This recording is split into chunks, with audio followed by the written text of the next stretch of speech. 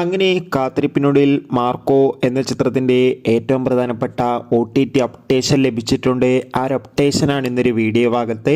വീഡിയോയിൽ മുൻപ് video like ചെയ്യുക, ചാനൽ സബ്സ്ക്രൈബ് ചെയ്യുക. ഈ വരുന്ന ജനുവരി മാസം ഇനി ധാരാളം ചിത്രങ്ങൾ അങ്ങോട്ട് OTT റിലീസ് ചെയ്യും.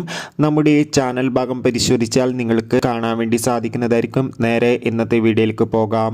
ഉണ്ണി മുകുന്ദൻ നായകനെത്തിയ ചിത്രമായിരുന്നു മാർക്കോ. ചിത്രത്തിന് അതിഗംഭീരമായ പോസിറ്റീവ് റെസ്പോൺസ് തന്നെയാണ് ഇപ്പോഴും പുറത്തുകൊണ്ടിരിക്കുന്നത്. അതുകൊണ്ട് തന്നെ എല്ലാ സിനിമാ പ്രേമികളും ഒരേപോലെയാണ് ചിത്രത്തിൻ്റെ ഓരോ ദിവസത്തെ ഓരോ അപ്ഡേഷനും അറിയാൻ വേണ്ടി കാത്തിരിക്കുന്നത്.